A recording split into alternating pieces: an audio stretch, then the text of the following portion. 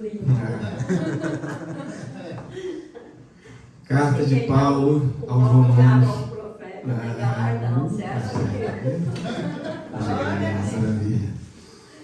Romanos capítulo 12. Nós vamos ler aqui o capítulo inteiro, tá bom?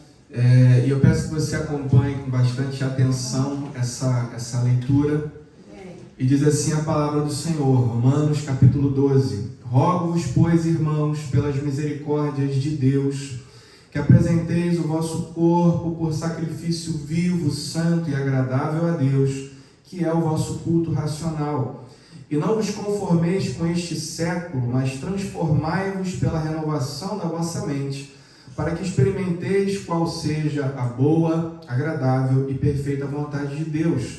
Porque pela graça que me foi dada, digo a cada um dentre vós, que não pense de si mesmo além do que convém, antes pense com moderação, segundo a medida da fé que Deus repartiu a cada um, porque assim como num só corpo temos muitos membros, mas nem todos os membros têm a mesma função, assim também nós, conquantos muitos, somos um só corpo em Cristo e membros uns dos outros, tendo porém diferentes dons, segundo a graça que nos foi dada. Se profecia, seja segundo a proporção da fé. Se ministério, dediquemo-nos ao ministério. Ou o que ensina, esmere-se no fazê-lo. Ou o que exorta, faça-o com dedicação. O que contribui com liberalidade. O que preside com diligência. Quem exerce misericórdia com alegria. O amor seja sem hipocrisia. Detestai o mal, apegando-vos ao bem. Amai-vos cordialmente uns aos outros com amor fraternal, preferindo-vos em honra uns aos outros. No zelo, não sejais remissos, sede fervorosos de espírito, servindo ao Senhor. Regozijai-vos na esperança, sede pacientes na tribulação, na oração perseverantes. Compartilhai as necessidades dos santos, praticai a hospitalidade. Abençoai os que vos perseguem, abençoai e não amaldiçoeis. Alegrai-vos com os que se alegram e chorai com os que choram. Tende o mesmo sentimento uns para com os outros. Em lugar de serdes orgulhosos, condescendei com o que é humilde. Não sejais sábios aos vossos próprios olhos. Não torneis a ninguém mal por mal. Esforçai-vos por fazer o bem perante todos os homens. E, se possível, quando depender de vós, tende paz com todos os homens. Não vos vingueis a vós mesmos, amados, mas dai lugar à ira, porque está escrito: a mim me pertence a vingança, eu é que retribuirei, diz o Senhor. Pelo contrário, se o teu inimigo tiver fome, dá-lhe de comer. Se tiver sede, dá-lhe de beber, porque fazendo isto, amontoarás brasas vivas sobre a sua cabeça. A cabeça de quem? Do inimigo. Tá bom? Não te deixes vencer do mal, mas vence o mal com o bem. Amém. Aleluia, que palavra rica. Senhor, nessa manhã, mais uma vez aqui diante da Tua palavra, que é lâmpada para os nossos pés, que é luz para os nossos caminhos, queremos pedir a iluminação do Teu Espírito Santo na exposição desse texto maravilhoso aqui. Que possamos extrair lições para a nossa vida, que possamos aprender com a Tua palavra, e uma vez ouvindo a Tua voz nessa manhã, que possamos tomar decisões.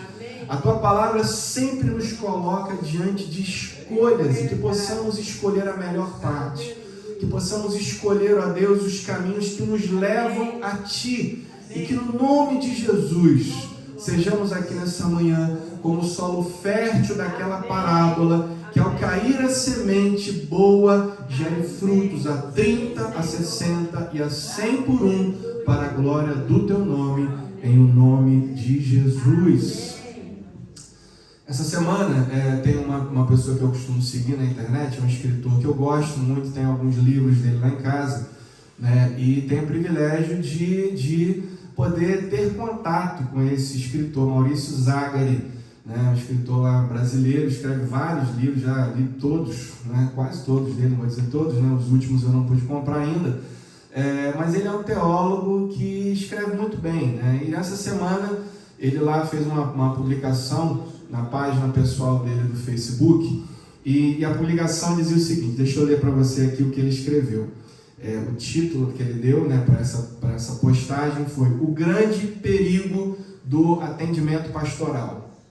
Ele diz assim: conheci alguém com quem convivi por mais de 20 anos que jamais quis fazer um atendimento pastoral, por mais que eu incentivasse a isso. Certa vez, depois de eu muito insistir, essa pessoa deixou escapar. Eu não vou lá, porque se for, eu já sei o que o pastor vai me dizer. E claro, o que ela sabia que o pastor diria era exatamente o que ela não queria ouvir. Essa é uma questão bastante interessante e, infelizmente, extremamente comum. Existem muitos cristãos que procuram seus pastores não para ouvir reais orientações bíblicas, mas procuram na tentativa de validar os seus erros, suas teimosias e os seus desvios de caráter. A questão é que o atendimento pastoral não serve necessariamente para nos deixar confortáveis.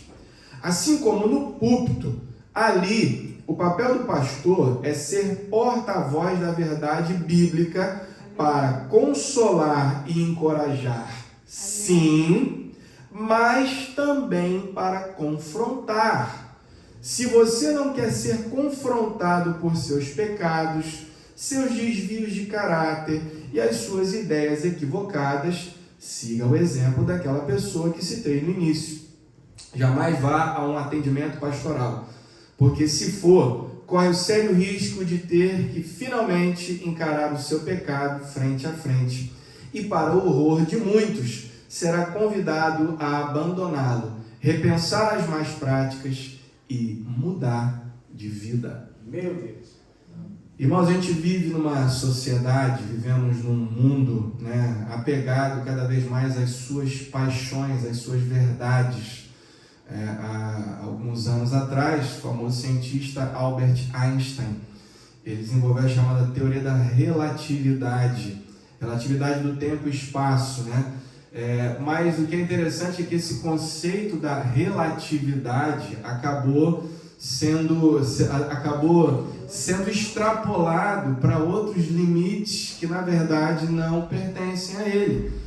Essa teoria da relatividade, a relativização da verdade nesse mundo pós-moderno, faz com que cada pessoa acredite firmemente que existem várias verdades, não existem valores, conceitos morais que sejam absolutos. Então, vivemos hoje num tempo em que cada um se apega à sua própria verdade e não admite ser confrontado. E quando você confronta alguém que está seguindo por um caminho que talvez não seja o melhor, por amor, porque fazemos isso por amor. Eu falo isso lá em casa, já falei isso com as minhas filhas, inclusive. O dia desse, a Luísa estava aí numa situação difícil, uma amiga dela, estava naquela dúvida, não sei se converso com ela, vai ser uma conversa chata, a gente vai ter que resolver problemas. E eu disse para ela, esse relacionamento vale a pena para você? Se esse relacionamento vale a pena para você, então vale o custo emocional de ter uma conversa difícil. Porque nós só temos conversas difíceis com as pessoas que nós amamos de verdade. Então, quando eu confronto alguém, obviamente que o propósito por trás daquela confrontação é ajudá-la a enxergar que talvez o caminho que ela está seguindo não é o melhor. Aquele caminho possivelmente não vai terminar bem, mas essa história que o Maurício Zagari contou aqui lá na sua página do Facebook é apenas um exemplo de uma sociedade e de uma igreja moderna que tem a sua consciência cada vez mais cauterizada pelo pecado. Mas a gente precisa compreender que sim, um dos grandes objetivos da palavra de Deus, um dos grandes objetivos de Deus ter deixado para nós esse legado, essa herança maravilhosa que é a sua palavra, é sim causar em nós um desconforto santo que nos leva ao arrependimento e à mudança. A palavra de Deus tem o propósito, sim, claro, de nos encorajar nas horas difíceis da vida. Quem nunca foi encorajado aqui lendo o Salmo 23, nos momentos difíceis, nos vales da vida? O Senhor é meu pastor, nada me faltará. eu estou atravessando esse vale da sombra e da morte, mas eu sei que Ele está comigo e sei que existe uma mesa preparada na presença dos meus adversários. Então eu passarei por esse vale e experimentarei essa mesa, essa festa maravilhosa que Ele tem preparado para mim. Que texto consolador, que texto encorajador diante dos momentos difíceis da vida. Mas há outros textos da palavra de Deus que nos colocam diante de decisões. É um desconforto. É interessante que quando Paulo ele escreve aos Coríntios, e segundo os estudiosos, na verdade não foram apenas 2 epístolas, foram 4. E numa dessas epístolas que se perdeu, o apóstolo Paulo ele é duríssimo com a igreja de Corinto. E quando ele vai escrever aqui para nós, a segunda epístola, que na verdade era a 4ª, né? E segundo os estudiosos foi isso, essa que se perdeu, né? Talvez tenha se perdido porque Paulo ali ele deu vazão, né? a talvez sentimentos humanos demais e não era parte do cânon, não precisava chegar até nós esse texto. Mas o que Paulo diz nessa segunda carta, ele fala: eu sei que eu fui duro, eu sei que eu peguei pesado, e eu sei que essa minha última carta causou em vocês uma tristeza, não foi uma tristeza boa, porque levou ao arrependimento, levou a uma mudança. E muitas vezes é isso que a palavra de Deus faz em nós, transforma o nosso coração, causa em nós essa mudança que é necessária, essa mudança de caráter, que vai afetar a forma como eu passo a andar no mundo, vai afetar a maneira como eu me relaciono com as pessoas. Só que a igreja atual, irmãos, ela atravessa uma grave crise de valores, e hoje em dia é muito triste, né, a gente observar isso. Hoje, antes de sair de casa, né, a Luísa estava ouvindo lá, estava assistindo um videozinho lá da internet, desses vídeos aí de TikTok e tal, falando de fulana de tal, e aí várias funções que ela tem, atriz de não sei o quê, né, e algumas assim não muito corretas, e no final das contas, evangélica. E aí ela falou: que isso? Como é que pode ela ser tudo isso e ainda assim ser evangélica? Mas a gente vive nesse tempo hoje, a igreja ela vive uma crise de valores. Quantos escândalos você já não ouviu por aí de pessoas que se dizem crentes? Quantas confusões, às vezes, no seu ambiente de trabalho? Você conhece histórias desse tipo? Pessoas que dizem que vão à igreja, que frequentam uma reunião, às vezes são até parte da liderança, parte, né, do corpo ali funcional daquela comunidade, daquela igreja, mas que na verdade não demonstram frutos dignos de arrependimento, mudança, transformação de caráter. A igreja vive essa crise de valores porque há bem pouco tempo, irmãos, a gente vem substituindo a pregação do arrependimento pela pregação do sucesso a qualquer custo, a qualquer preço. Eu me lembro quando eu era pastor lá em Massamá, lá em Lisboa, chegou um casal na nossa igreja e eu ali, né, pregando, ensinando a palavra do Senhor. Eles chegaram, participaram de uma reunião, 2, 3, 4, até que um dia aquele casal me chamou para jantar com eles. E a minha família, né, na altura a Letícia não era nascida ainda, era só a Luísa, né, e naquele jantar, olha a proposta, né?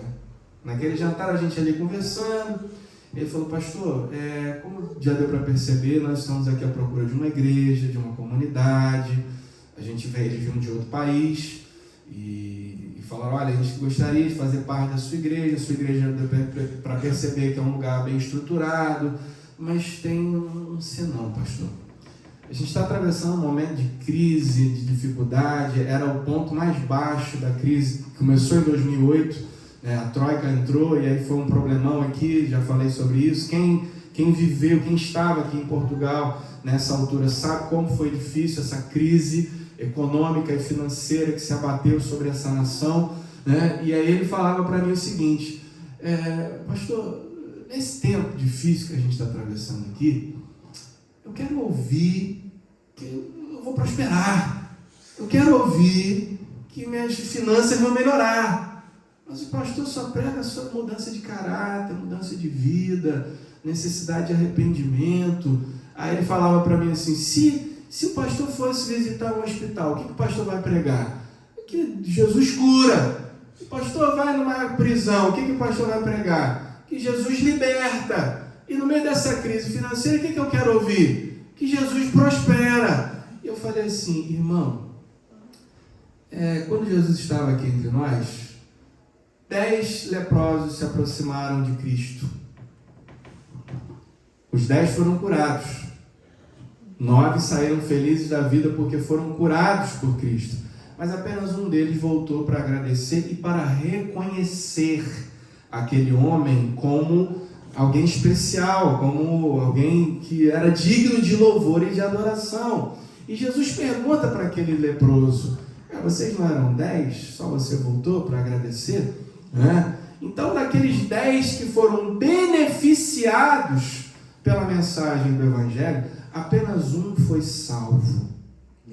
Como seria terrível eu pregar para uma multidão de pessoas e elas ali ávidas por receberem os benefícios da cruz, porque há benefícios na cruz, com certeza, mas como seria difícil, como seria duro você passar uma vida inteira, experimentar os benefícios da cruz e chegar naquele grande e glorioso dia, apesar de ter comido o pão que foi multiplicado por Cristo, não poder entrar no céu e passar a eternidade com Ele.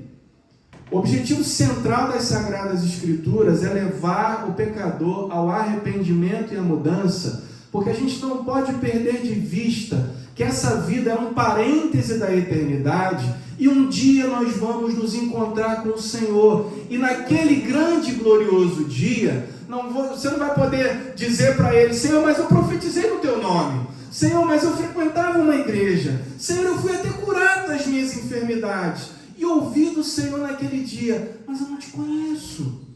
Nunca houve entre nós um relacionamento de intimidade.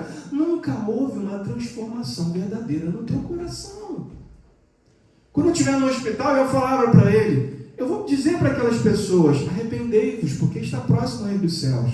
Quando eu estiver num presídio, eu vou pregar, arrependei-vos, porque está próximo ao reino dos céus.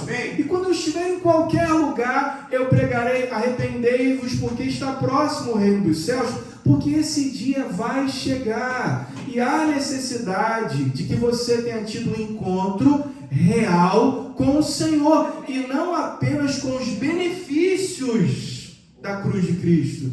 Entende isso, irmão? Esse evangelho do sucesso a qualquer custo, do sucesso a qualquer preço, gera uma multidão de pessoas obcecadas apenas pelas vantagens e pelos benefícios que podem receber de Deus. Mas essas multidões, muitas vezes, estão pouco preocupadas em assumir um compromisso com aquilo que elas podem oferecer ao Senhor. A multidão estava ali naquele dia em que Jesus multiplicou pães e peixes, e aquela multidão chegou ao ponto de atravessar para o outro lado para encontrar que Jesus atravessou o mar da Galileia. Eles foram rapidamente para o outro lado, porque um homem que multiplica pães, tu vai precisar trabalhar nunca mais. Eu quero comer desse pão. Mas quando Jesus endurece o discurso, as multidões deixam de segui-lo, porque essas palavras são duras demais, eu não posso ouvi-las. E Jesus vira para os próprios discípulos e fala, vocês também querem me deixar? E o que os discípulos dizem? Para onde nós iremos? Nós não estamos interessados apenas nos pães e nos peixes. A gente não está interessado apenas nos benefícios. Só tu tens as palavras de vida eterna. Esse era o interesse dos discípulos. Eles sabiam que aquele homem era o Messias, era alguém especial. A pregação do arrependimento, ela tem como resultado esse compromisso de mudança de vida. Entende isso? Em Lucas, no capítulo 3, e aí você pode abrir lá em Lucas, no capítulo 3, é importante a gente entender isso, porque é isso que vai mudar a nossa vida. Dependendo do tipo de pregação que você gosta de ouvir, porque hoje em dia você pode escolher. Você pode ir na internet escolher aquilo que você quer ouvir. Existem algumas mensagens que eu ouço que parece pregação de coach, O coach falando, E aí, qual é a mensagem do coach? Você é especial, é maravilhoso, está tudo dentro de você, você é super, você está tudo centrado no nosso ego. É uma mensagem que você sai dali maravilhado, eu sou maravilhoso, né? O mundo um dia vai reconhecer que eu sou maravilhoso e eu vou receber tudo aquilo que eu mereço na minha vida. Mas na verdade, irmãos, há necessidade desse confronto pessoal. E olha o que acontece aqui nessa passagem de Lucas, no capítulo 3, diz que no 15º ano do reinado de Tibério César, sendo Pôncio Pilatos governador da Judéia, Herodes, tetrarca da Galiléia, seu irmão Filipe, tetrarca da região. Ele fala aqui desses governantes, né, para se situar no tempo, passa aí, sendo sumo sacerdotes Anás e Caifás, veio a palavra de Deus a João, filho de Zacarias, primo de Jesus. Ele estava lá no deserto pregando, passa aí. Ele percorreu toda a circunvizinhança do Jordão, pregando o batismo de quê? Arrependimento para a remissão de pecados. E aí, olha, conforme está escrito no livro das palavras do profeta Isaías, voz do que clama no deserto, preparai o caminho do Senhor, endireitai as suas veredas. Todo vale será aterrado, e nivelados todos os montes e outeiros, os caminhos tortuosos serão retificados, e os escabrosos aplanados. E toda a carne verá a salvação de Deus. Dizia ele, pois, às multidões que saíam para serem batizadas: raça de víboras, quem vos induziu a fugir da ira vindoura? Produzi, presta atenção, na pregação de João Batista: produzi, pois, frutos dignos de arrependimento, e não comeceis a dizer entre vós mesmos: temos por pai a Abraão, porque eu vos afirmo que destas pedras Deus pode suscitar filhos de Abraão. Sabe o que eles estavam dizendo? Estavam dizendo: a gente é judeu, a gente está salvo, não precisamos mudar nada em nós, não precisamos mudar, nós já somos especiais, precisa mudar, precisa de mudança no nosso coração. Mas o que João está dizendo? Não confiem nisso. Não se fiem no fato de pertencerem a uma igreja. Não se fiem no fato de terem sido batizados nas águas. Isso são símbolos importantes, né? Vocês foram circuncidados. Não é isso que é o essencial. Produzam frutos que mostrem essa mudança de vida, essa mudança de caráter. E também já está posto o machado à raiz de todas as árvores, pois, que não produzir bom fruto, é cortada e lançada ao fogo. Passa aí. Agora, preste atenção. Qual é a reação das pessoas à pregação de João Batista? Quando elas ouvem essa mensagem, há uma reação que é natural. Então as multidões interrogavam, dizendo: que havemos, pois, de fazer? O apelo veio do povo, o apelo veio da multidão. Respondeu-lhes: quem tiver 2 túnicas, Deus dará mais 2. É isso que está escrito ali? Deus vai fazer vocês prosperarem, vocês vão ter muito mais do que aquilo que vocês têm. O que ele diz aqui? Quem tiver 2 túnicas, reparta com quem não tem.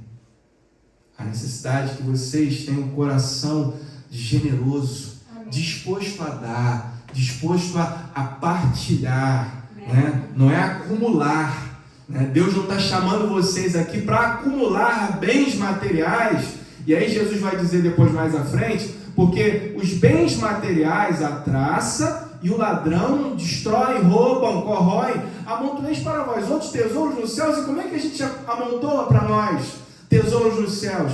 É através da partilha, a partilha do Evangelho, a partilha daquilo que Deus me dá, né, como fruto do meu trabalho, para abençoar aquelas pessoas que não têm, aos necessitados. É isso que ele está dizendo aqui: repartam, e quem tiver comida, faça o mesmo. Passa aí. Foram também publicanos para serem batizados e perguntaram: e nós? O que nós devemos fazer? E aí respondeu-lhes: não cobrem mais do que é estipulado. E o texto segue. O texto segue aqui, dizendo: outros soldados que procuravam Jesus, João Batista, diziam a mesma coisa. Mas você pensa que essa mensagem é só de João Batista? Não. Se você avançar aqui, se você for mais à frente, a gente não vai ler, mas se você for ler Lucas no capítulo 5, dos versículos 29 a 32, Jesus, enquanto estava ali com os pecadores, vem os fariseus e fala: você senta com os pecadores, você come com eles. E aí Jesus diz: não pensem vocês que eu vim chamar os justos, vocês se sentem justos, né? Eu vim chamar pecadores ao arrependimento. Mateus no capítulo 4, versículo 17, qual era a pregação de Jesus? Arrependei-vos, porque está próximo o reino dos céus. E dependendo do tipo de mensagem que você gosta de ouvir, né? Isso vai produzir um estilo de vida diferente. Você está habituado a ouvir esse tipo de mensagem, né, do arrependimento, da mudança de vida? Com certeza que você escolheu viver para a glória de Deus.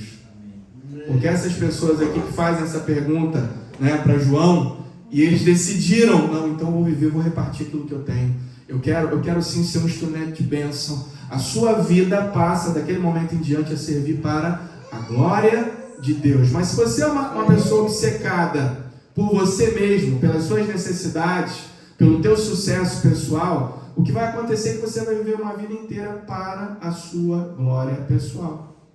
Você vai ser incapaz de repartir aquilo que você tem. Que na verdade, para você, símbolo da bênção é ter cada vez mais. E como é que eu posso ter cada vez mais repartindo com os outros? Não posso, não quero. Entende? Entende aqui a diferença? A pergunta que se impõe diante dessa realidade é essa. Você está vivendo para quem atualmente? A sua vida ela é um testemunho da mudança produzida pelo Evangelho, ou você está aqui apenas para receber os benefícios do Evangelho, mas sem ter uma vida de compromisso com Deus, compromisso com a transformação pessoal da sua vida? E é essa reflexão aqui que Paulo deseja que a gente faça aqui em Romanos no capítulo 12. Essa reflexão que eu preciso fazer aqui, porque essa carta foi escrita pelo apóstolo Paulo com o objetivo de apresentar, era uma carta de apresentação. Ele estava indo visitar a igreja em Roma, que não tinha sido plantada por ele. As outras cartas que ele escreve para igrejas que ele plantou, né, com quem ele tinha um relacionamento pessoal. Então o apóstolo Paulo, ao escrever para os romanos, ele escreve em primeiro lugar para apresentar o evangelho que ele acreditava, né? Então os primeiros 11 capítulos tem um conteúdo teológico. Ele está dizendo o que ele acredita, qual é a teologia dele, o que ele acredita ser o verdadeiro evangelho. Então ele vai falar aqui de justificação pela fé, vai falar da adoção, vai falar da corrupção total do gênero humano. Ele vai falar sobre vários elementos teológicos que são importantes para chegar então nesse ponto aqui, que é o ponto da conclusão.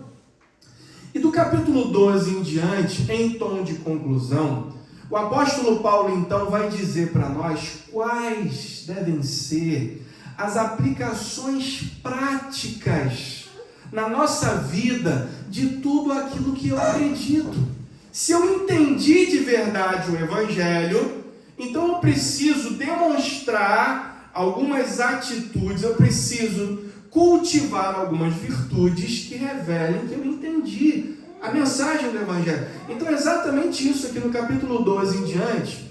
O apóstolo Paulo então vai fazer aqui algumas aplicações práticas sobre como é que a nossa teologia deve então moldar a nossa vida prática. Como é que a nossa teologia deve me ensinar a viver em sociedade. De que maneira que a minha teologia deve me levar a reagir diante da maldade, diante das perseguições. De que maneira a minha teologia, de que maneira aquilo que eu acredito vai influenciar a maneira como eu lido com as autoridades constituídas desse mundo. Nessa conclusão aqui, são essas as reflexões que o apóstolo Paulo vai fazer. E é interessante que ele começa aqui, essa conclusão, com um apelo dramático. Ele diz aqui, versículo 1, rogo-vos, pois, pelas misericórdias de Deus.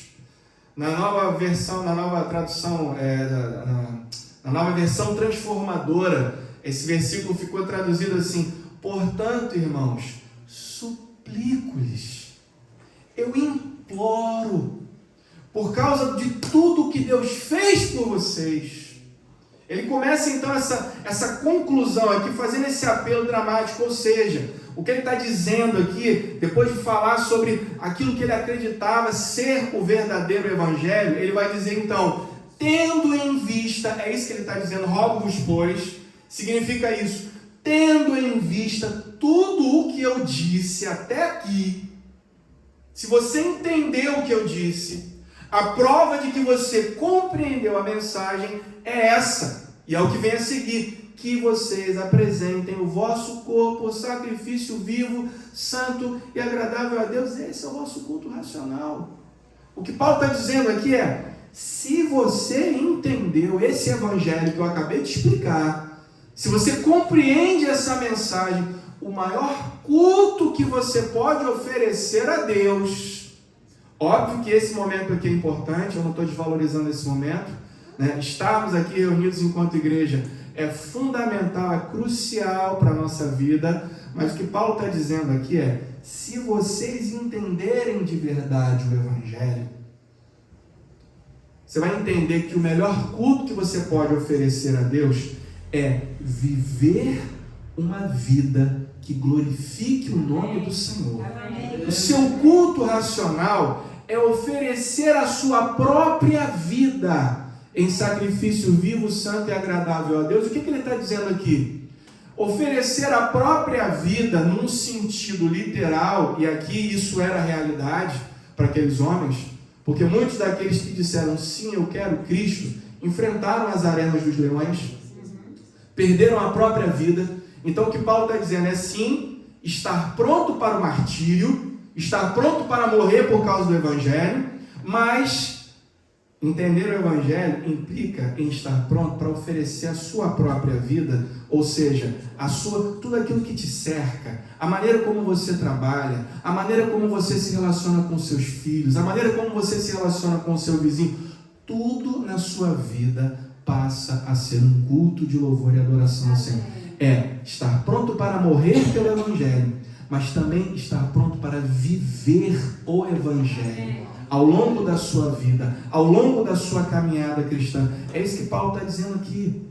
A evidência da compreensão do Evangelho é viver de tal maneira que tudo o que fazemos seja um culto a Deus. Não existe mais separação entre vida secular e vida religiosa. Não existe essa separação mais. É isso que Paulo está dizendo aqui. E como é que isso pode ser possível? Que a nossa vida se transforme num culto de adoração ao Senhor. De que maneira isso é possível? Aí ele vai dizer no versículo 2. Como isso é possível? Isso é possível se vocês não se conformarem a este século, transformando a vossa mente. Que haja uma transformação. É interessante que ele fala, que usa aqui essa palavra, metanoia, né? A mudança de mente, a mudança dos desejos, a mudança nas suas paixões, a mudança nas suas inclinações. O que ele está dizendo aqui para mim e para você é que só é possível viver para a glória de Deus quem teve uma transformação que começou dentro de si. Tem que começar no meu coração. É uma mudança que afeta o meu caráter em primeiro lugar. Afeta o âmago daquilo que eu sou. Afeta as minhas prioridades. É impossível render a sua vida a Cristo e permanecer com as mesmas prioridades que você tinha antes de conhecê-lo. Impossível. Há uma mudança radical na minha vida, no meu coração. E a partir então do versículo 3, Paulo vai exemplificar como é que essa mudança se manifesta na nossa vida. De que maneira que essa mudança vai se manifestar no mundo em que a gente vive. Quais são as lições que a gente pode extrair aqui? Em primeiro lugar, ele vai falar aqui nesses versículos 3 a 8, de que maneira que esse entendimento do Evangelho afeta a nossa vida em comunidade, enquanto igreja. Ele vai dizer aqui, o título que a Sociedade Bíblica deu para esse trecho aqui, dos versículos 3 a 8, é o uso devido dos dons espirituais, ou seja, em primeiro lugar, quando você é alcançado pela graça de Deus, quando você compreende a necessidade de uma transformação pessoal, que é promovida não por você, é promovida pelo próprio Cristo. Quando há um encontro pessoal com Jesus Cristo, há uma mudança, há um quebrantamento, há uma transformação, há uma necessidade, há um apelo que surge do nosso próprio coração. O que eu vou fazer agora? Até aqui eu estava vivendo para a minha glória pessoal, agora eu quero viver para a glória de Deus. Então essa pergunta ela surge naturalmente. E há uma transformação que vai acontecendo diariamente no nosso coração, um abandono de pecados, um desejo de agradar ao Senhor, não porque agradando ao Senhor você vai comprar um lugar no céu. Entende isso?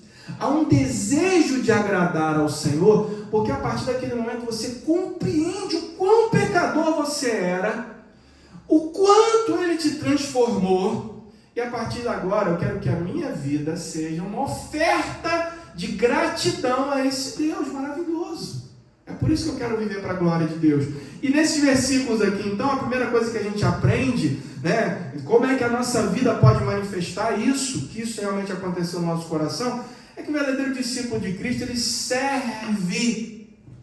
Palavra que está perdendo força, né? Eu não quero servir. Eu quero ser servido. E muitas pessoas fazem o seguinte, hoje, pelas igrejas aí afora. Está procurando uma igreja. Aí fazem como aquele rapaz, né, que veio me abordar, veio pedir que eu pregasse uma outra mensagem, que era a mensagem que ele queria ouvir. Aquela que eu estava pregando, ele não estava gostando muito. Então ele queria que eu pregasse outra. E disse mais ele naquele dia, né? Não falei da proposta indecente que ele me fez. Ele falou, não, porque eu sou um homem que tem muitas propriedades, muitas posses. Eu posso me tornar para essa igreja aqui um ofertante generoso. Olha só, querendo comprar minha mensagem. E muitas pessoas hoje vão pelas igrejas e aí estão procurando uma comunidade. Aí chegam naquela comunidade e falam assim, o que essa igreja tem? Tem um bom departamento infantil, eu tenho filhos. Isso vai ser bom para mim. Não tenho um trabalho com jovens, eu já tenho um filho que é mais velho. Se calhar essa aqui não é a minha igreja, eu vou para outra. Eu vou procurar uma igreja que satisfaça as minhas necessidades. Não é? Agora, quem teve um encontro pessoal com Cristo não tem essa visão, esse pensamento. Quem teve um encontro transformador com o Senhor, entra numa comunidade e fala assim, estou vendo que essa igreja tem um departamento infantil, legal, bacana. Eu tenho filhos pequenos, então eles podem ficar ali, aprender a palavra do Senhor. Mas eu estou vendo que essa igreja aqui não tem um trabalho com jovens. Eu vou me oferecer para a pastora para trabalhar com jovens na igreja. É assim que um servo de Deus, essa é a visão, entende? O que Paulo está dizendo aqui, logo a seguir, no versículo 3, ele está dizendo aqui, porque pela graça que me foi dada, digo a cada um dentre vós, que não pense de si mesmo além do que convém. Antes, pense com moderação, segundo a medida da fé, que Deus repartiu, e ele vai usar a metáfora do corpo, né? Nós somos um corpo, cada um tem a sua função, versículo 4, porque assim como num só corpo temos muitos membros, mas cada membro tem a sua função, assim também nós, com quantos muitos somos um, e cada um de vocês aqui tem uma função. O verdadeiro discípulo, ele, em primeiro lugar, ele procura oportunidades para servir. Ele sabe que ele tem uma função no corpo de Cristo. Ele serve a igreja, mas serve como? Com humildade, com compromisso.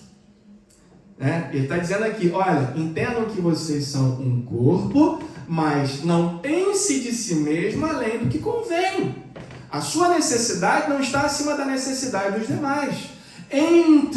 Faça parte com espírito de serviço, entendendo sim que você é uma parte funcional e importante, mas que todos os outros são igualmente importantes para esse corpo aqui, para que ele funcione, para que ele possa caminhar. Quem entendeu o Evangelho passa a compreender que é parte deste organismo e passa então a procurar a sua função. Um cristão é caracterizado pelo serviço. Um cristão verdadeiro, ele é caracterizado pelo serviço. Há quem esteja na igreja, faça parte desse organismo, mas que não pensa em contribuir. Só pensa naquilo que pode extrair daquela comunidade. De que maneira que essa comunidade pode, de alguma forma, me abençoar. Quem está no corpo e pensa dessa forma, não é membro, é parasita. Uau. Não é? Num corpo, o que está no corpo e não contribui, só extrai? É parasita, é bactéria, é vírus. Né? E o que o corpo faz com o vírus, bactéria, parasita? Ele luta contra. Ele quer expulsar, porque aquilo ali não está fazendo bem. Não é? E há pessoas que têm essa mentalidade, essa visão. Se você é membro do corpo de Cristo, membro trabalha. Você pode falar isso para o irmão que está do seu lado aí, está pertinho de você, fala assim, ó, membro trabalha. Membro trabalha, membro funciona. E membro trabalha sem almejar protagonismo. Existem algumas funções dentro da igreja que estão, né, debaixo dos holofotes. Né? Todo mundo vê. Não é? Outras ninguém vê, mas são igualmente importantes. E essa metáfora do corpo ela é muito rica, né? é riquíssima, que Paulo usa aqui, essa metáfora é maravilhosa. Eu tenho certeza que quando o Valteno estava ali, né, e estava de olho na Isabel, né, e aí chegou para Isabel e falou assim: Isabel, teu sorriso é tão lindo, seus olhos, é o que salta à vista, né? Mas imagina se o Valteno chegasse para Isabel: Isabel, teu intestino funciona tão bem. Pô, que grosseiro. Mas o intestino não é importante? Uma pessoa pode viver sem os olhos, pode viver sem enxergar. Apesar dos olhos serem bonitos, ela cega, consegue viver. Mas experimenta tirar os intestinos dessa pessoa, ver quanto tempo que ela vai durar. Mas os intestinos não são visíveis, mas eles cumprem uma função primordial dentro do nosso organismo. Entende? Dentro do corpo de Cristo, existem membros que estarão em maior evidência, que terão maior destaque. Outros serão invisíveis, cumprindo funções importantíssimas, mas todos trabalham para o bem do corpo. Entende isso? Quem compreendeu o Evangelho, ele compreende essas verdades e ele vai fazer isso aqui. Ele não vai pensar de si mesmo além do que convém. Agora, o que é interessante é que o apóstolo Paulo aqui ele também diz que trabalha, serve, né, de uma forma desinteressada, sem almejar o protagonismo, sem ficar à procura do aplauso, mas ele serve, acima de tudo, com zelo, de forma zelosa. Olha o que ele vai dizer aqui nos versículos 6 a 8. Tendo, porém, diferentes dons segundo a graça que nos foi dada, se profecia, seja segundo a proporção da sua fé, se ministério, dediquemo-nos ao que ensina, esmere-se, ou seja, para cada função, e se você for continuar aqui, né, tá? Ao que exorta, faça-o com dedicação. O que contribui, não contribua com qualquer coisa, contribua generosamente, liberalmente. O que Paulo está dizendo aqui, né, é que o membro, ele trabalha sem almejar protagonismo e trabalha oferecendo aquilo que ele tem de melhor. O melhor é para Deus. O melhor não vou dar lá no meu trabalho, né? Não vou lá na minha empresa. É claro que a gente precisa se esforçar dentro da nossa empresa para ser um funcionário, exemplo, modelo, padrão, né? Precisamos nos esforçar porque nisso nós damos testemunho da glória de Deus. Mas o que ele está dizendo aqui é que para Deus a gente tem que reservar. Aquele que ministra, que se dedique. Aquele que ensina, olha, se debruça no texto, extrai tudo que é possível para dar um alimento sólido para aquela comunidade, para aquela igreja, para aquele povo poder sair dali e falar: nossa, a palavra foi tão rica, eu aprendi tanta coisa. É o que ele está dizendo aqui. Aquele que contribui, sabe, olha, eu não prego muito bem, eu não fui chamado para ser pastor, líder, mas eu tenho posse, tenho bens, então eu vou ofertar com generosidade. É dar para Deus aquilo que nós temos de melhor. E a pergunta tem que ser essa, para mim e para você hoje. Você tem servido a sua igreja, a sua comunidade? Você serve com esse zelo, com essa dedicação? Você serve a sua comunidade de forma desinteressada? Segunda coisa que a gente aprende aqui nos versículos 9 e 10, ele diz o seguinte: o amor seja sem hipocrisia, detestai o mal, apegando-vos ao bem, amai-vos cordialmente uns aos outros com amor fraternal, preferindo-vos em honra uns aos outros. O que ele está dizendo aqui é que um verdadeiro discípulo de Cristo, ele demonstra amor real pelas pessoas. É amor verdadeiro. O que é amor hipócrita? Amor hipócrita é o amor no discurso, né? É aquele amor assim, vira para o irmão que está do seu lado e fala: te amo. Aí você: te amo. Mas sai da igreja, esse amor não é revelado na prática. Vocês não afora nem se falam direito, né? Nem se dão. E há pessoas que dizem: ah, não, eu amo o meu próximo. Mas dizem, eu amo, Jesus disse: amarás o teu próximo como a ti mesmo. Eu sou cristão, então significa que eu amo o meu próximo como a mim mesmo. E diz que ama o próximo, mas não é capaz de ser gentil com a esposa. Não é capaz de ser gentil com o marido. Ora, se você não é capaz de demonstrar esse pequeno gesto de amor para o teu próximo, que é o mais próximo, né? Porque quem é o nosso próximo, mais próximo? É a pessoa que divide a nossa intimidade, divide a nossa vida íntima, sabe de detalhes do nosso corpo que outras pessoas não conhecem. Se você não é capaz de ser gentil com este próximo, que é o mais próximo, como é que você é capaz de dizer que ama o próximo que está lá no seu ambiente profissional, lá na sua vizinhança? Entende isso? Amor sem hipocrisia, que Paulo está dizendo aqui, é essa capacidade de ser gentil com as pessoas que estão ao seu redor. Você diz que ama o próximo, mas não cumprimenta o vizinho. Uau! Não dá um bom dia, uma boa tarde, não oferece ajuda, está lá, né? Às vezes a vovó chegando, né? Eu digo vovó, não é por mal, né? Mas carregando, eu consigo carregar quantos quilos? Não sei. Lá no ginásio, né? Levanto bastante peso, né? Aí eu estou vendo lá uma senhorinha carregando 3 bolsas. Eu não me ofereço para ajudar. Eu digo que amo o próximo. Eu digo que amo o próximo, mas eu não convivo com as pessoas. Tenho dificuldade na convivência. Os colegas de trabalho me chamam, vamos beber um café. Você fala, não, que eu sou santo e não me misturo com os pecadores. Irmão, Jesus comia com eles. Jesus estava tão ali envolvido com eles, que os fariseus, os religiosos da época falavam assim, não pode ser o Messias. Ele é amigo de prostitutas e de pecadores. Mas o objetivo do Evangelho não é alcançar os perdidos? Então como é que nós vamos alcançar os perdidos se eu decido não conviver com eles? Eu preciso decidir conviver com essas pessoas, porque o amor verdadeiro, o amor genuíno, ele nasce na convivência e se expressa nas atitudes. Precisamos sim dar esse passo, precisamos sim quebrar essa barreira, precisamos sim, né, atravessar essas salas da vida, esses corredores da vida, para estarmos com aqueles que realmente precisam do Evangelho. O amor deve ser o ingrediente principal da vida do cristão, porque sem amor a gente nunca vai conseguir superar as diferenças.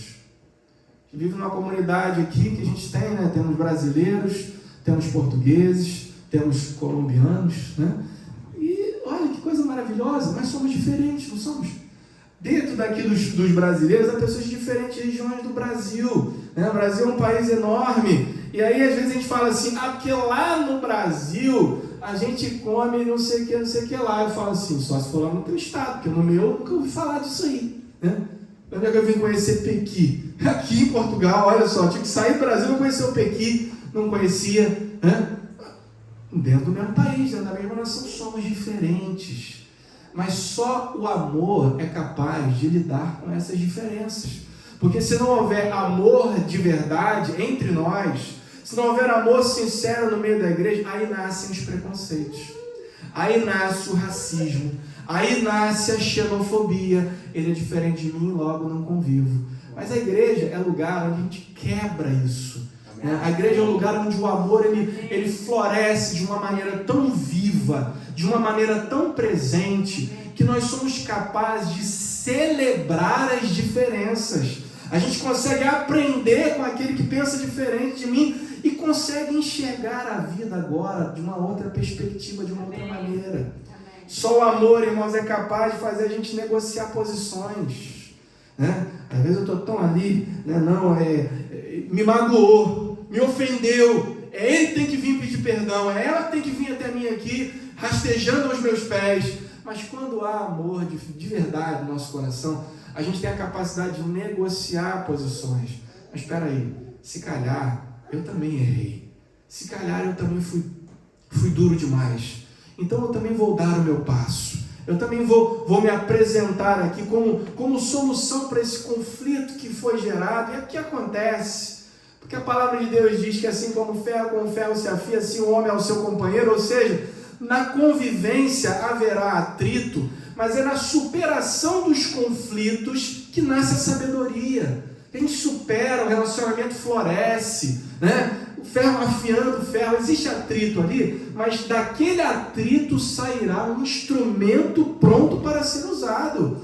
Então, no meio da comunidade, quando há amor sincero, haverá os atritos, haverá controvérsias, mas haverá crescimento. Amém. Em maturidade. Amém. Haverá aprendizado. Entende isso, irmão? Sem amor é impossível transformar o mundo.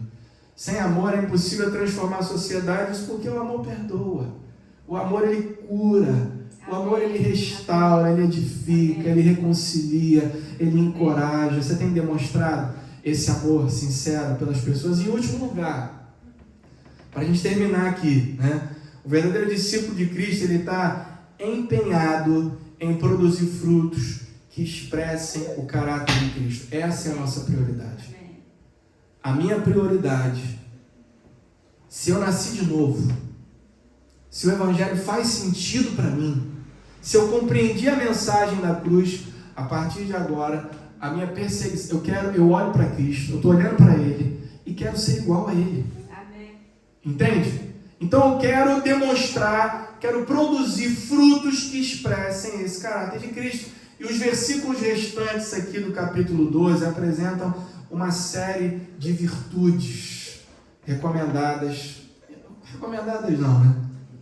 Ordenadas para aqueles que realmente compreenderam o Evangelho, que nasceram de novo. Ele vai falar aqui para a gente no versículo 11, eu vou passar aqui rapidamente, há muita riqueza aqui, né? Mas eu não vou gastar muito tempo em expor essa parte aqui, mas ele diz aqui: no zelo não sejais remidos, sede fervorosos no Espírito, servindo ao Senhor. Uma outra tradução diz, jamais, na nova versão transformadora, né, diz: jamais sejam preguiçosos. Olha isso aqui, que Tom acabou de falar, né?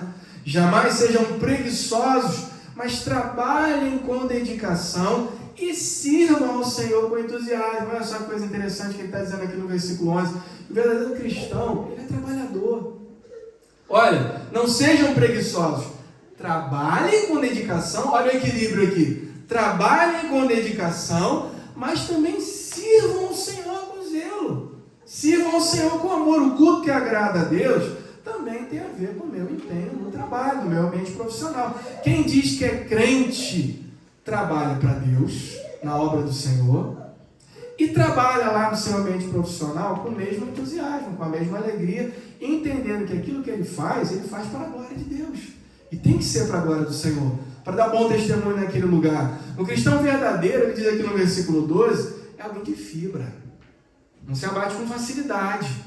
Ele está dizendo aqui no versículo 12, regozijai-vos em quê? Nas vitórias? Regozijai-vos na esperança, sede pacientes na tribulação. Vocês vão passar por problemas, isso não é nada de errado, acontece na vida de todos nós. E o que a gente tem que ser durante a tribulação? Murmurantes, não, pacientes. E na oração, perseverantes. Ele está dizendo aqui nesse versículo 12, né, que a gente tem que se regozijar, não nas circunstâncias, mas na esperança que nós temos. E que esperança é essa? Que isso tudo já vai passar. E que nós estaremos com o Senhor. E lá Ele enxugará dos nossos olhos toda lágrima. Não haverá mais pranto, nem luto, nem dor, porque estaremos na presença do nosso Deus. E é essa esperança que deve encher a nossa vida enquanto caminhamos nessa existência. Eu tenho certeza aqui que você já viajou de avião, não já? Nesse verão passado nós fomos para Paris, né? Passar lá uns dias lá com a família. E as crianças queriam ver a Torre Eiffel, né? A Torre Eiffel, maravilhosa, a torre, querendo ver a torre. A torre é imponente, né? Você ali debaixo da torre, né? Que coisa maravilhosa, que construção. A gente vê aquilo em filmes e como é emocionante, né? Você chegar ali e ver um monumento que você só conhece dos filmes, da televisão, né? Agora, o que é interessante é que na volta para casa, o avião partindo, né? Quando a gente parte, decola, né? Ou da escola, né? Os meus irmãos portugueses, quando a gente da escola, né? É possível de um dos lados do avião ver a torre de cima. E de cima ela é tão pequenininha, cabe na palma da nossa mão, né? Quanto mais próximo nós estamos de Deus, mais irrelevantes os nossos problemas se tornam. Não é porque eles desaparecem, eles continuam lá. Mas quanto mais nós nos aproximamos do Senhor, nós entendemos que são irrelevantes, porque são passageiros em comparação a uma eternidade diante daquele que nos criou, que nos salvou, que nos ama. Embora atravessemos tempestades na vida, Ele continua no nosso barco, Ele está ali. Ele não se afastou de nós. Ele continua conosco e há uma promessa para mim e para você. Não é que nós atravessaremos a vida sem problemas, mas que nós chegaremos a bom porto. Essa é a promessa do Senhor. A única maneira da gente fracassar nessa jornada é se a gente desistir no meio do caminho. E é por isso que Paulo está dizendo aqui: regozijai-vos, se alegrem nessa esperança, esperem só mais um pouquinho durante as tribulações e sejam perseverantes na oração, porque esse dia chegará. E vai ser um dia de alegria indizível, e toda essa tristeza, todas essas lágrimas não se compararão com esta glória que será revelada. Um cristão de verdade, quando ele entende essas verdades, ele não tem tempo de reclamar da vida, que ele está ocupado servindo ao Senhor e convidando outros para essa mesma esperança viva que ele tem, partilhando essa notícia maravilhosa. Ele vai dizer aqui para mim também que o cristão verdadeiro, ele se preocupa com as necessidades das pessoas ao seu redor. Uma vez que ele não está apenas preocupado com o seu bem-estar, ele não está obcecado com o seu sucesso pessoal. Entende isso? Quando eu não estou obcecado com a minha vitória pessoal. Irmãos, e quando eu digo isso, deixa eu deixar uma coisa bem clara aqui. Eu não estou dizendo que não há vitória para você. Eu não estou dizendo que Deus não pode fazer você prosperar. Entende isso? Consegue compreender? Deus, ele pode aqui fazer de alguns de vocês hoje aqui ricos e milionários, mas para a glória dele. Entende? Para que você possa experimentar essa dinâmica que está aqui. Olha, aquele que contribui, Deus está te dando aí para você contribuir com liberalidade, com generosidade. Deus tem uma medida de provisão, de prosperidade, de vitória para cada um de nós aqui. Ele tem essa medida. Mas se você viver obcecado por essas coisas, você vai perder de vista que você foi chamado para usar os seus dons, talentos, tudo aquilo que Deus te dá para a glória dele. E eu entendi essa verdade, essa realidade mais agudamente, mais vividamente, quando eu comecei a conhecer a realidade dos cristãos que vivem em perseguição, irmãos. Você conhece a Missão Portas Abertas? Se você não conhece, você precisa conhecer. A Missão Portas Abertas é uma missão cristã que se dedica a apoiar a igreja em lugares onde há intensa perseguição. E uma vez eu estava assistindo um vídeo da Missão Portas Abertas que me deixou tão constrangido. Eu estava passando por um momento difícil na minha vida financeira. Eu estava questionando a Deus o porquê que eu estava atravessando aquela dificuldade, uma vez que eu sempre fui dizimista fiel e ofertante generoso. Eu estava triste, eu estava chateado mesmo com Deus. Eu sempre fui ofertante generoso, toda a campanha que tinha na igreja, quem pode doar? Eu sempre era o primeiro a levantar a mão, pegar o envelope e doar uma oferta generosa. E o Fabiano lembra disso. A gente passou um momento difícil, uma crise financeira terrível, e de repente um vídeo da Missão Portas Abertas chegou nas minhas mãos dos cristãos na igreja sudanesa, lá do Sudão. E aquela comunidade, sabe onde eles cultuavam a Deus? Debaixo de uma árvore. Eles não tinham uma igreja, não tinha um templo, não tinha um prédio onde eles pudessem se reunir. E eles se reuniam debaixo da árvore, esperando que a qualquer momento poderiam vir os muçulmanos e matar, sequestrar as raparigas. Mas ainda assim eles se reuniam ali para cultuar ao Senhor. E sabe o que é que muitas vezes eles tinham para a refeição, que eles faziam, que eles tinham para comer? Eles cozinhavam as folhas das árvores. Faziam lá uma espécie de um biscoito, uma bolacha, para as crianças comerem com barro. Amassavam barro ali, e aquilo ali virava uma espécie de uma bolacha para as crianças comerem. E vocês pensam que eles estavam tristes, amargurados, por só terem aquilo para comer? Pelo contrário, eles estavam felizes porque eles se regozijavam na esperança. A gente sabe que isso é passageiro. A gente sabe que aquilo me constrangeu tanto, irmãos. Como é que eles conseguem expressar uma alegria tão grande, mesmo atravessando tantas dificuldades, e eu com tantas coisas, não consigo me alegrar em Deus? É porque a minha fonte de satisfação e de contentamento estava em outras coisas. Que a sua fonte de contentamento, satisfação e alegria esteja em Cristo. Porque se você estiver satisfeito em Cristo, qualquer dificuldade, qualquer deserto, qualquer luta que você venha passar na vida, você vai ultrapassar louvando, regozijando-se não por conta das dificuldades, mas por conta de que aquelas dificuldades estão forjando em você um caráter aprovado pelo Senhor, entende? Ele está dizendo aqui, versículo 13 e 14, compartilhar as necessidades dos santos, praticar a hospitalidade. Quem entendeu isso? É capaz de partilhar até o pouco que tem. Porque não vê como pouco, vê como suficiente, vê como muito, porque o pouco com Deus é muito. O provérbio não fala isso pra gente? É melhor viver na casa onde há escassez, mais harmonia, do que na casa onde há abundância. As pessoas vivem em conflito, vivem em guerra, vivem em crise. É melhor você ter a bênção de Deus e viver com pouco, do que você almejar as riquezas desse mundo e viver preocupado em como é que você vai, alguém vai me roubar, alguém, não posso deixar que ninguém se aproxime, que ninguém saiba o que eu tenho, porque senão vão... O que Paulo está dizendo aqui é que o cristão verdadeiro se preocupa com as necessidades do mundo ao seu redor. Ele está preocupado em amenizar essa dificuldade, partilhando as necessidades, praticando a hospitalidade. Versículo 14, abençoando os que perseguem, abençoando e não amaldiçoando, é o que ele diz aqui. E para terminar, por fim, o cristão verdadeiro ele não paga a maldade com a mesma moeda. Ele é incapaz de desejar o mal a quem lhe ofende, porque o cristão verdadeiro, ele é fonte de bênçãos para a sociedade. Como é que da fonte de bênção pode jorrar maldição? Não pode. Está dizendo aqui no versículo 17, e não torneis a ninguém mal por mal.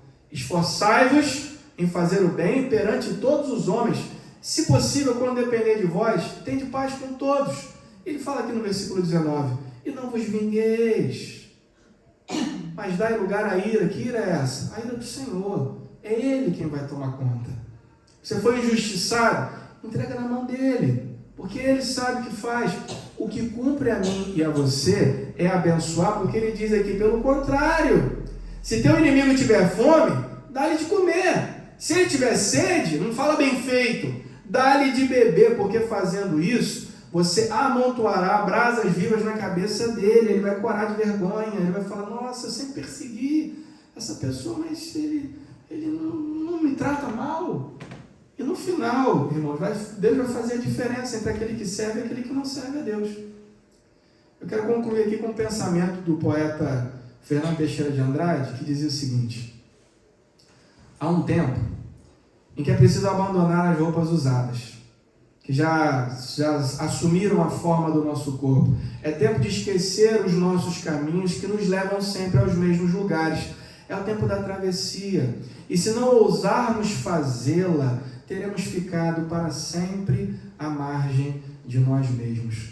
A experiência de conversão é essa travessia que eu e você precisamos fazer para experimentar esse tempo novo de Deus na nossa vida. E hoje, talvez, seja tempo para mim e para você que está me ouvindo aqui, de abandonar essas velhas práticas, de abandonar conceitos errados, de abandonar esses pecados que têm feito você, talvez, viver à margem de um cristianismo vibrante, um cristianismo verdadeiro, de uma vida de compromisso com o Senhor. Amém? Vamos fazer essa travessia hoje? Vamos falar assim, Senhor, hoje, se há necessidade de transformação, que seja eu aqui o transformado, que seja eu, que o Senhor faça essa obra no meu coração. Vamos ficar em pé nessa manhã?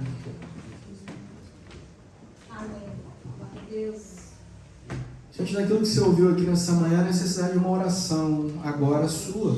A palavra de Deus, ela nos coloca diante de decisões. E que decisões eu preciso tomar? Eu sei quais as que eu preciso tomar, porque essa palavra me confrontou.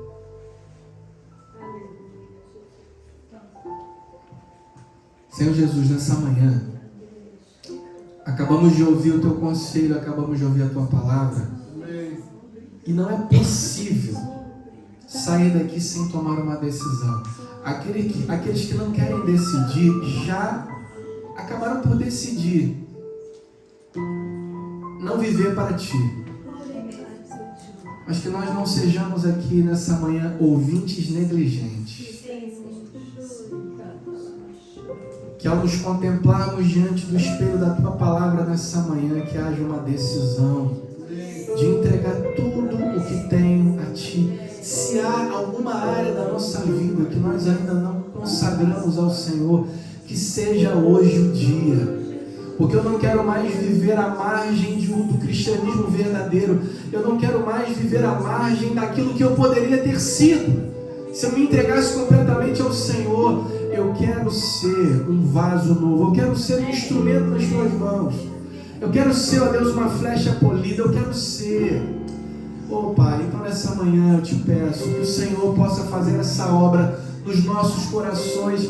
Que haja uma conversão genuína naqueles dias, enquanto João Batista pregou a palavra, ele disse: vocês precisam se arrepender, há uma necessidade de mudança. Houve um apelo que surgiu da multidão. O que faremos agora? Que esse apelo possa surgir do nosso coração nessa manhã. Senhor, o que eu preciso fazer? Aonde eu preciso estar?